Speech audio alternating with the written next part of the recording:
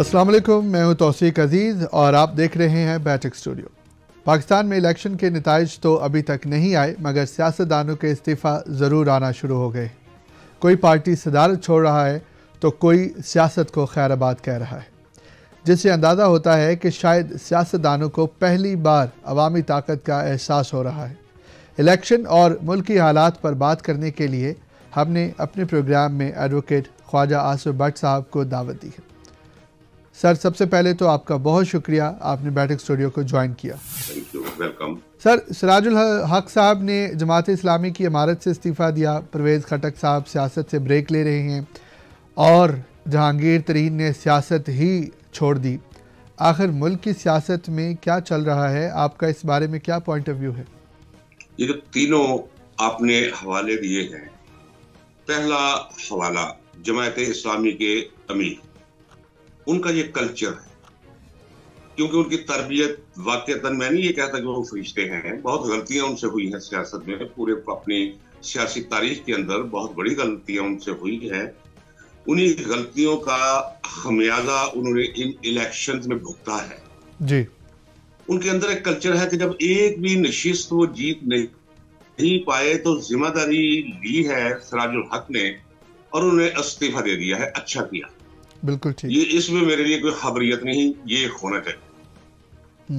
رہی بات پرویز خٹک کی، جہانگیر ترین کی، میرا خیال ہے کہ یہ عوامی مزاج کو سمجھ نہیں پائے تھے۔ ان کی نظر محض مادی دنیا کی حد تک محدود تھی، بالکل ٹھیک، مظہر کی حد تک محدود تھی، معلول کی حد تک وہ محدود تھی۔ یہ نہیں جانتے تھے کہ علتیں کیا ہے، ماہیتیں کیا ہے، انسان اندر سے سوچ کیا رہے ہیں۔ بالکل ٹھیک۔ اب اگر سیاست سے یہ کنارہ کش ہوئے ہیں تو وہ اس لیے کہ ہر انسان کے اندر وہ بے شرمی کی جس انتہا پہ بھی پہنچ جائے، اللہ تبارک و تعالیٰ کا رکھا ہوا شرم کا ایک خانہ وہ موجود رہتا ہے۔ بالکل ٹھیک۔ تو وہ اندر جب چیخ کر کہنا شروع کر دے تو پھر صداقت کے سامنے، سچائی کے سامنے کوئی نہ کوئی ہیلا بہانہ بنا کے کوئی کہے گا میں تھک گیا ہوں، کوئی کہے گا جی میں، تو انہوں نے اگر سیاست چھوڑی ہے تو انہوں نے اپنے اس انجام کی وجہ سے چھوڑی ہے جس انجام پہ پاکستانی عوام نے انہیں پہنچایا ہے۔ بالکل ٹھیک۔ اور جہانگیر ترین خان صاحب کے بارے میں بھی آپ کا یہی موقف ہے؟ جہانگیر ترین کے بارے میں میرا موقف جو ہے، اولین موقف اس شخص کے بارے میں، چونکہ ایمبیشیس ہونا کوئی بری بات نہیں، ٹھیک، لیکن اوور ایمبیشیس ہو کے حق، راستی، سچائی، اعتدال کے راستے سے بالکل پھسل جانا، خواہشات کے فشار اور دباؤ میں، وہ ایک الگ چیپٹر ہے، لیکن باعزت آدمی ہے۔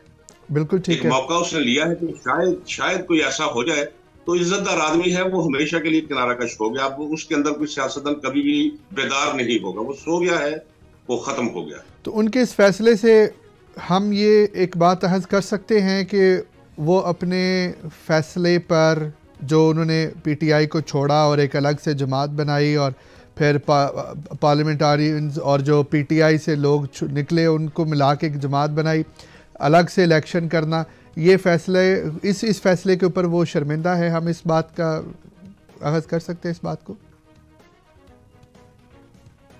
اعتراف نہیں کریں گے، جی، ہو سکتا ہے اندر سے وہ شرمندگی کا لفظ بھی خود کلامی کے انداز میں وہ استعمال نہ کریں، بالکل ٹھیک، لیکن ماضی پہ نظر دہرا کے وہ یہ ضرور سوچتے ہوں گے کہ میں نے غلطی کی ہے۔ غلطی ان سے ہوئی تھی، دیکھیں کہاں سے سفر کا آغاز کیا، ایک استاد سے، ایک ٹیچر سے، اربوں روپیہ ان کے پاس تھا، جی، تو کیا ضرورت تھی اگر پی ٹی آئی کی گورنمنٹ آ گئی تھی اور جتنے پیسے خرچ کیے تھے انہیں ریکور کرنے کی کیا ضرورت تھی؟ بالکل ٹھیک۔ میرا خیال ہے وہ پیسے نہ بھی ان کے پاس ہوتے تو زندگی پھر بھی گزر جانی تھی۔ اب وہ ایسا ضرور سوچیں گے۔ پیسے کے عوض، پیسے کے بالبدل ترین صاحب نے اپنی عزت کھو دی، معاشرے میں بھی اور تنہائی میں اپنی ذات کے بالمقابل بھی۔ بالکل ٹھیک ہے سر. پورے ملک نے دیکھا ہے کہ عمران خان کا ساتھ چھوڑنے والوں کی سیاست ہی دفن ہو گئی ہے. کیا جیل بیٹھا کوئی شخص اتنا پاورفل ہو سکتا ہے؟ جناب میں جو آپ کے سامنے بیٹھا ہوں حوالہ تو مجھے نہیں دینا چاہیے تھا. جنرل ضیاء الحق کے دور میں میں نے 9.5 سال جیلوں میں قلعوں میں اور 3.5 سال پھانسی کوٹری میں گزارے ہیں ایز اے کنڈیمڈ پرزنر، سزائے موت کے قیدی کی حیثیت سے. قصور صرف یہ تھا کہ ماشاء اللہ کا میں خاتمہ کرنا چاہتا تھا اور جمہوریت کی بحالی چاہتا تھا اور آئین کی بالادستی چاہتا تھا. بالکل ٹھیک. تو وہ جو بندے کے اندر ایک طاقت آتی ہے جسے آپ سپریم انرجی کہتے ہیں، جب بندہ حق و سچ پر ہو وہ انرجی پھر کام کرتی ہے باہر. لوہو بھی تو قلم بھی تو ان ہونے واقعات رونما ہوتے ہیں. صحیح ہے. تو جیل میں رکھا اور پھر غلطی پہ غلطی کرتے چلے گئے. میں سمجھتا ہوں کہ کوتا بینی اور کوتا نظری کی ایک اخیر ہے. وہ لوگ جو یہ سارا کچھ کروا رہے تھے، مجھے کہنے دیجیے، میں تو کہتا ہوں میں فوج سے محبت کرنے والا آدمی ہوں، لیکن فوجی سے. لیکن وہ لوگ جو جرنیلی کے مقام، مرتبے اور منصب پر پہنچ جاتے ہیں، وہ جو غلطیاں کرتے ہیں اس کی وجہ سے فوج بھی بدنام ہوتی ہے، یہ ادارہ بھی بدنام ہوتا ہے. ایک جملہ میں کہتا چلا جاؤں، ڈر خدا کے سوا مجھے کسی کا نہیں. موجودہ جو فوجی قیادت ہے یہ پاکستان کی تاریخ کے اندر بڑے برے ناموں سے یاد کی جائے گی. یہ جو آج کی عدلیہ ہے اس کے 90% جدید. قاضی فائز عیسیٰ کو میں جانتا ہوں. قاضی فائز عیسیٰ سن رہے ہیں، میرے ساتھ رابطہ بھی کیا تھا انہوں نے کسی کے ذریعے، کسی ریٹائرڈ جج سپریم کورٹ کے ذریعے کہ ذرا ہاتھ کھولا رکھو. میں اس وقت بطور وکیل، بحثیت وکیل، کوڈ نمبر 1 میں موجود تھا جس وقت وہ مقدمہ سن رہے تھے. انٹرا پارٹی کیس کے بارے میں بلّہ انہوں نے چھینا تھا اور فیصلہ دیا تھا. سارا انتشار جو اب تک پھیلا ہے، ساری بربادی، ساری تباہی، ساری بے حیائی جو سیاسی عام ہوئی ہے، اس میں قاضی فائز عیسیٰ 98% مجرم ہے اور ایک مجرم کی حیثیت سے جانا جائے گا. میں یہی ہوں، آپ کینیڈا میں بیٹھے ہوئے ہیں. بالکل. میں علا وجہ التجربہ اور بصیرت کہتا ہوں کہ خود ایک کرپٹ ترین آدمی ہے، صرف اپنی کرپشن سے نجات پانے کے لیے اسے کانٹریکٹ دیا گیا تھا کہ یہ ہے جناب ایجنڈا، آپ نے یہ کچھ کرنا. آپ تو خوف زدہ ہے کہ آپ کے مقدمات ہم لے آئیں گے نیب میں، آپ اس ایجنڈے کے ساتھ اتفاق کریں، ہم آپ کو عدالت عظمیٰ کا چیف جسٹس بناتے ہیں. تو وہ جو کچھ اس نے کیا ہے، آپ جج کو بھی انسان سمجھے. بالکل ٹھیک. ایک فٹ پاتھ پہ بیٹھا شخص اندر سے بڑا ہو سکتا، لیکن کسی منصب پہ پہنچا آدمی ضروری نہیں ہے کہ وہ بھی بڑا ہو. مجھے فیض کا ایک شعر آپ کی سماعت کی نظر کر دوں. جی. فیض فرماتے ہیں سرے خسرو سے نازے کج کلاہی چھن بھی جاتا ہے، کلاہ خسروی سے بوئے سلطانی نہیں جاتی. انسان کا اندر سے بڑا ہونا ضروری ہے. بہت بڑی بات. اندر سے چھوٹے آدمی، اندر سے چھوٹے لوگ ہیں، اور جو اندر سے چھوٹے ہیں ان سے بڑے پن کا توقع نہیں کی جا سکتی. اس معاشرے کو جس مقام پہ پہنچایا ہے انہوں نے، میں ابھی دوستوں سے کہہ رہا تھا کہ وہ شاید فطرت کو کچھ پاکستان اور پاکستان میں بسنے والے لوگوں کی کوئی بہتری منظور اور مقصود ہے. عمران خان کو جیل میں ڈالنا، اس پر گند اچھالنا، اس سے گریبان سے پکڑ کر گھسیٹنا، اس پہ تمام خارج زدہ جانور جو ہیں وہ بھونکنے اور چیخنے اور چلانے کے لیے اس کے آس پاس چھوڑ دینا، اسے توڑنے کی کوشش کرنا، اور وہ سب کچھ برداشت کر رہا ہے. یہ فطرت خود بہت کرتی ہے. لالا کی ہلا بندی جو کمی رہ گئی تھی عمران خان میں وہ پوری ہو گئی، اور جس استقامت کے ساتھ وہ کھڑا ہے، میں وہ ہوں جسے محترمہ بے نظیر اپنا تیسرا بھائی کہا کرتا. میں وہ ہوں جب جیل سے چھوٹ کر آیا تو کنگریچولیٹ کہنے وہ خاتون میرے گھر آئی ایز اے پرائم منسٹر. جی جی. اور میں پیپلز پارٹی 5 دہائیوں کے تعلق کو قربان کر رہا ہوں عمران خان پہ. مجھے کیا لینا ہے عمران خان سے؟ صرف اس کی استقامت جس کے ساتھ میں کھڑا ہوں. اور مجھے فخر ہے, کچھ نہیں چاہیے مجھے فخر ہے کہ پاکستان کی تاریخ کے اس موڑ پہ مجھے اطمینان رہے گا کہ میں سچ کے ساتھ کھڑا تھا. میں نہیں کہتا کہ وہ بہت بڑا فلسفی ہے, میں نہیں کہتا کہ وہ بہت بڑا دانشور ہے, میں نہیں کہتا کہ بہت اعلیٰ حکمرانی کرے گا, وہ کچھ بھی نہیں, لیکن اس نے برہنہ کیا ہے. بالکل ٹھیک ہے سر. اگر ہم انٹرنیشنل اسٹیبلشمنٹ کو, اسٹیبلشمنٹ کے تمام عناصر ترکیبی. بالکل ٹھیک ہے سر. جی جی جی. اس الیکشن میں غیر متوقع ٹرن آؤٹ سامنے آیا ہے, تو آپ کے خیال میں کس چیز نے, اور میرا خیال ہے کہ سوال کا جواب آپ پارشلی آلریڈی دے چکے ہیں, کہ آپ کے خیال میں کس چیز نے نوجوانوں کو باہر نکلنے پر مجبور کیا ہے؟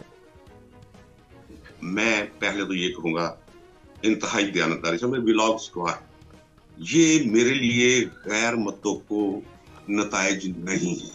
وہ 70 سے لے کر 80 تک نشستیں جو جیتی ہوئی, یہ نہیں کہ کوئی 10,000 ووٹ سے جیت رہے تھے.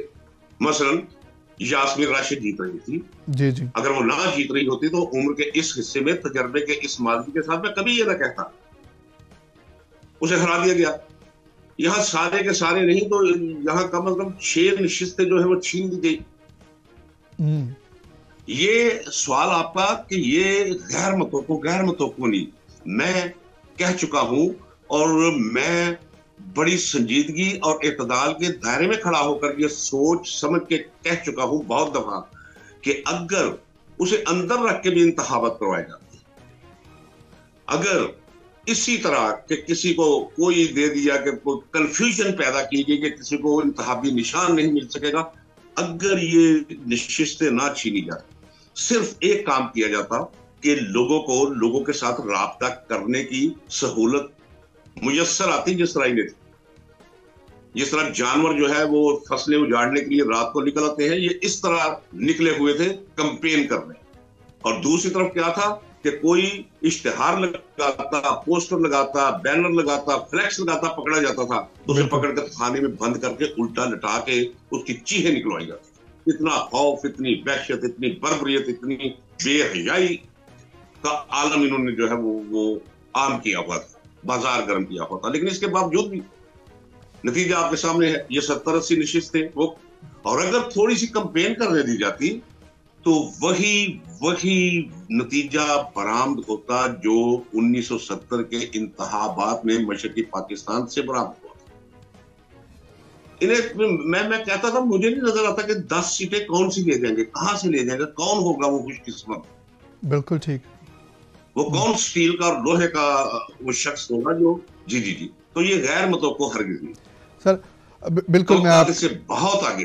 بالکل میں آپ کے ساتھ, جنہوں نے یہ مینڈیٹ چھینا ہے انہیں بھی پتا ہے کوئی راستہ نہیں, سارے راستے پاکستان کے اس دلدل سے نکلنے, بند گلی سے نکلنے کے راستے, سب کا آغاز عمران خان سے ہوتا ہے.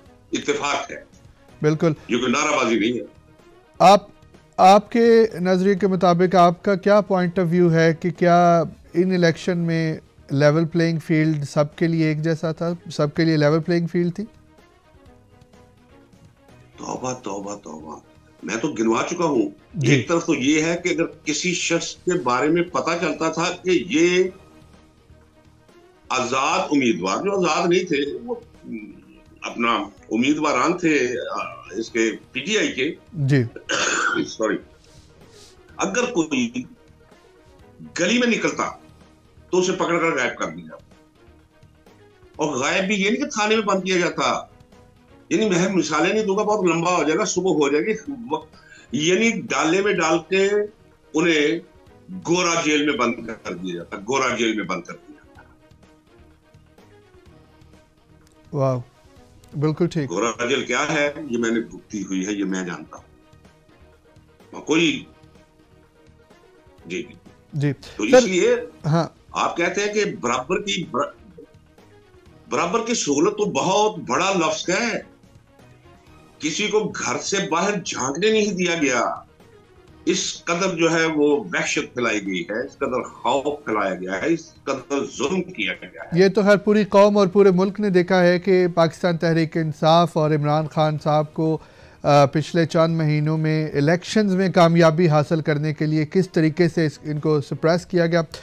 سر, جس طرح سے الیکشن نتائج بدلے جا رہے ہیں, آپ کے خیال میں کیا پاکستانی سیاست پر اثر پڑے گا اور کیا اثر پڑے گا؟ پہلے الیکشن کے نتائج بدلنے کے لیے کوئی بوگس ووٹ ڈالے جاتے جی, زبردستی اندر گھس کے اور یہ ڈبے بدلا دی جاتے تھے. لوگ چیختے رہتے تھے, اسی طرح کا ڈبہ لا کے رکھ دیا جاتا تھا, اور تھوڑی سی شرم و حیا معاشرے میں باقی تھی, اسٹیبلشمنٹ میں تھوڑی سی شرم و حیا باقی تھی. کوئی 10-20 ہزار ووٹ جو ہے وہ ڈال کے تو 2000 سے جتوا دیے کرتے تھے. اس دفعہ فرق کوئی 2-4-10 ہزار ووٹس کا نہیں تھا. آپ مجھے فیور دے کے یقین کر لیں اور بعد میں تحقیق کر لیں یا کروا لیں. یہاں جی جی, فرق تھا 40,000 70,000 80,000 ووٹ جو ہے وہ آگے جا رہے تھے یہ عمران خان کے ساتھ. بالکل. تو ہوا کیا وہ جو کچھ بھی گنا نہ گنا اس کے ساتھ تعلق ہی کوئی نہیں تھا. بس آروز جو ہے انہوں نے کہہ دیا جی یہ جیت گیا ہے. یہ اسی طرح کے پرچی ہے جس کے مرضی ہاتھ میں دے دے, کوئی تعلق نہیں وہ پرچی کس قسم کی ہے, اس کے پیچھے حقائق کیا ہے. نہیں آپ پرچہ دے دیں. فارم 45 کی بات کرتے ہیں. فارم 45 ایک نہیں, کنفیوژن پھیلانے کے لیے 14 فارم 45 ہم نے بھرے کے جاؤ عدالتوں میں کرو. عدالتیں کیا ہے؟ عدالتیں میں آپ کو کیا ہے, کچھ ججز ہیں جو اڈہاک ہے, وہ کنفرم ہونے کے لیے انہیں ان کے باپ کی نام اور ولدیت کا خانہ بدلنے کے لیے کہا جائے تو وہ بھی بدل جائے گا. ہمارے قریب چوکتا یہ ججز ہے. ٹھیک 90% ججز وہ ہیں 90% ججز وہ ہیں جو اربوں روپے کی کرپشن میں ملوث ہے, اور کرپشن کا سارا ریکارڈ موجود ہے. فائلیں بنا کر اگلے رکھتے ہیں, اگلے فائل کھول دیتے ہیں. جناب یہ فیصلے وہی کریں گے جو وہ چاہے, پیچھے سے پس پردہ قوت جو بیٹھی ہے. بالکل ٹھیک. اور ملک 1970 کے نقشے کی طرف دوبارہ واپس آ. بالکل ٹھیک ہے. آپ وہاں بیٹھ کے دعا کریں کہ وہ حادثہ نہ ہو. وہ حادثہ کمی ہم نے کوئی جی کمی کوئی. یہ تو یہاں رہے, نہ کوئی جج یہاں رہے گا, نہ کوئی جرنیل یہاں رہے گا. یہ تو چلے جائیں گے ملک سے باہر. آپ بالکل ٹھیک کہہ رہے ہیں. یہ کیوں؟ میں آپ سے کہتا ہوں دیانتداری سے کہ جو کچھ اس ملک میں ہوتے ہوئے میں نے دیکھا ہے, اگر میرے بس میں ہو, میرے وسائل ہوں, میں اپنی اولاد کو لے کر ہمیشہ کے لیے کسی دوسرے نگر میں جا کے ڈیرا جماؤں. یا پھر میرا دل کرتا ہے, پہلے میں نے اپنی جوانی ساری جیلوں میں, قلعوں میں, پھانسی کوٹڑی میں گزاری. آج بھی دل کر رہی ہے, دیکھ کر مہمیز ملتی ہے کہ اپنا گرے بند پھاڑوں اور درفش قاویانی بنا کر میں بازاروں میں نکلوں, پاگلوں کی طرح احتجاج سرتا پا بن کے ٹکرا جو ان سے جو کچھ اس ملک میں کر رہے ہیں.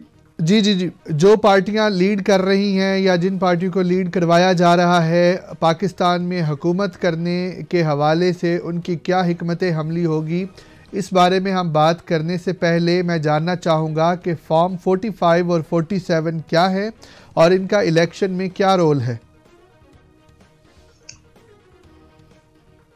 جب الیکشن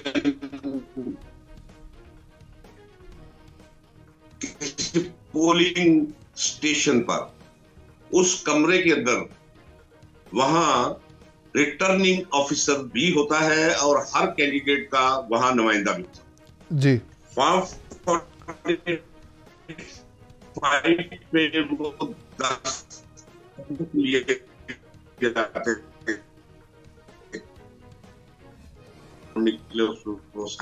یہاں 45 جس نے لیا ہے زور زبردستی لیا ہے, کسی کو ایشو ہی نہیں کیا گیا. فارم 47 میں فائنلی انہوں نے لکھنا کون جیتتا ہے یہاں سے, وہ بیٹھ یہ طے ہو چکا تھا. ایک دن پہلے طے ہو چکا تھا کہ کس کس کو ہرانا اور کس کس کو جتوانا ہے، لیکن ان کا خیال یہ نہیں تھا کہ ووٹ اس قدر پڑے گا، ان کا خیال تھا ٹرن آؤٹ کم رہے گا.